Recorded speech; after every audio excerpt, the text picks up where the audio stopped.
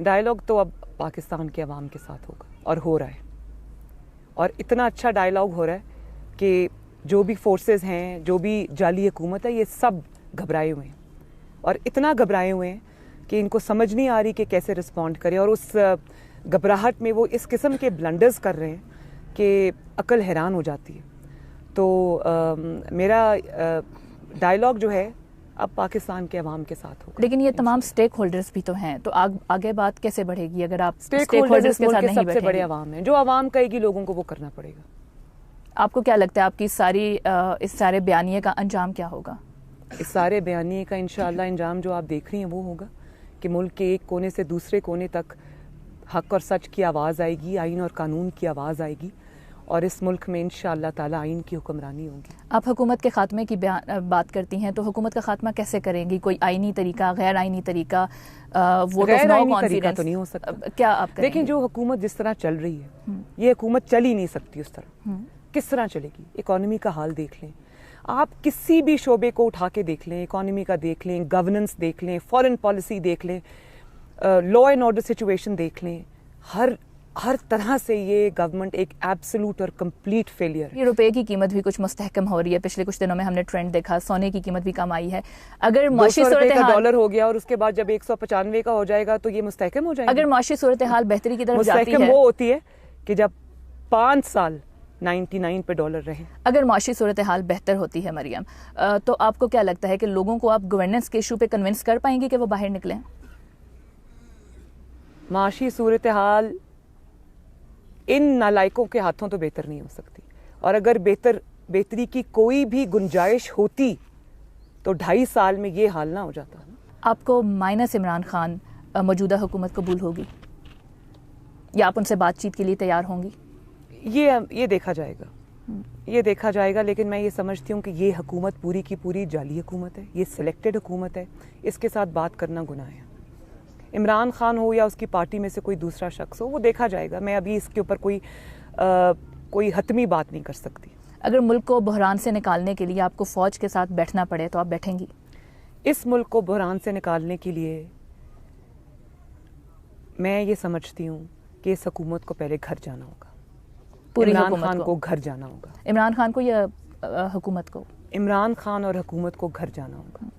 اس ملک کو بحران سے نکالنے کے لیے اگر کوئی طریقہ ہے وہ ایک ہی ہے کہ یہ جعلی حکومت اپنے گھر جائے اور فری اینڈ فیئر الیکشنز ہوں اور عوام کی نمائندہ حکومت آئے. کیسے گھر جائے؟ میں یہی پوچھنا چاہ رہی ہوں کہ اسٹریٹ ایجیٹیشن ہے یا نہیں. دیکھیں آپ یہ دیکھیں کہ یہ حکومت چل ہی نہیں سکتی, اب یہ نہیں چل سکتی, کیونکہ عوام رو رہی ہے, بلک رہی ہے, روٹی کے لیے ترس رہی ہے, اور روز مہنگائی ہو رہی ہے. ہر جگہ پہ آپ فیلئر ہیں, فیلئر. پوری دنیا میں آپ نے پاکستان کا تماشا بنا کے رکھ دیا, اور آج لوگ کہہ رہے ہیں. تو یہ پریشر کیوں آ رہا ہے؟ یہ پریشر اس لیے آ رہا ہے کہ یہ عوام کا پریشر آ رہا ہے اور اس کو سلیکٹرز کو رسپونڈ کرنا پڑ رہا ہے. لیکن لائن آف ایکشن کیا ہوگا؟ لائن آف ایکشن تو دیکھا جائے گا. ابھی پی ڈی ایم پہ بیٹھ کے ہم بات کریں گے. آپ کے فادر بھی ٹروتھ اینڈ ریکنسیلیشن کمیشن کی بات کرتے ہیں, تو وہ اس کو بھی پورا کرنے کے لیے آخر آپ کو اسٹیک ہولڈرز کے ساتھ بیٹھنا تو پڑے گا. تو یہ جو سیاسی ٹیمپریچر ہے, اس کے لیے پہلے اس جعلی حکومت کو گھر جانا ہوگا. اور اگین اس سے پہلے عمران خان سمیت پی ٹی آئی کی حکومت کا آپ کہتے ہیں. بالکل بالکل. تو وہ آپ کو کیا لگتا ہے کس طرح گھر جائے گی؟ اس کا کوئی بھی طریقہ ہو سکتا ہے. لوگ ان کو رہنے نہیں دیں گے. آپ دیکھ رہے ہیں کہ جلسوں میں کس طرح لوگ آ رہے ہیں. اس جو پی ڈی ایم کی عوامی موومنٹ ہے, اس کو لوگ کس طرح رسپونڈ کر رہے ہیں. تو وہ پی ڈی ایم کے اندر, اور جو پی ڈی ایم کے جو قائدین ہیں, ان کا جو نیریٹو ہے, چاہے وہ میاں صاحب ہوں یا وہ کوئی اور ہو, وہ اس کے اندر اپنی ریلیف دیکھ رہے ہیں.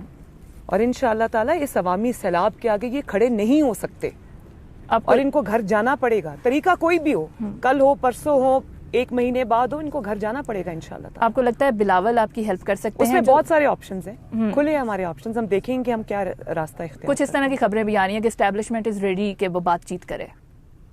ہاں, یہ خبریں آ رہی ہیں. آپ کے پاس ایسا کوئی رابطہ ہوا؟ میرے ارد گرد لوگوں سے بہت سارے ایسے رابطے ہوئے ہیں. تو آپ سے ڈائریکٹلی نہیں. آپ ان پہ سیریس تھاٹس آپ کی ہیں پی ڈی ایم کے پلیٹ فارم سے بھی اور پی ایم ایل این سے بھی؟ میں نے آپ کو اپنی تھاٹ بتا دی ہے کہ میں کسی بھی ادارے کے خلاف نہیں ہوں. میں صرف یہ سمجھتی ہوں کہ اگر ہم نے آگے بڑھنا ہے تو اس حکومت کو اور اس عمران خان کو گھر جانا ہوگا. بلاول نے کہا کہ پی ڈی ایم کے پلیٹ فارم پہ بھی جو پارٹیز ہیں وہ بیک فٹ پہ جائیں اور بات چیت سے ایک جمہوری طریقے سے مسائل کا حل نکالیں تاکہ ملک بھی مزید بحران کا شکار نہ ہو. آپ اگری کرتی ہیں اور آپ تیار ہیں کہ ہم بیک فٹ پہ جائیں؟ بلاول سے میری کل ملاقات ہوئی, انہوں نے تو ایسی کوئی بات نہیں کی. انہوں نے ہمارے انٹرویو میں بولا کہ بجائے اس کے کہ ایکسٹریم پوزیشن لی جائے, بات چیت کی جائے. دیکھیے, بلاول کی اپنی جماعت ہے, ان کی ایک اپنی سوچ ہے, ان کی اپنی کنسیڈریشنز ہیں. مسلم لیگ نون کی اپنی سوچ ہے, مسلم لیگ نون کی اپنی ایکسپیرینسز ہیں, جو کہ میاں صاحب 3 دفعہ پرائم منسٹر رہے ہیں, اور اس دفعہ ان کو جو مشکلات پیش آئیں, جس طرح ان کے ساتھ سلوک کیا گیا, وہ پوری قوم کے سامنے ہے.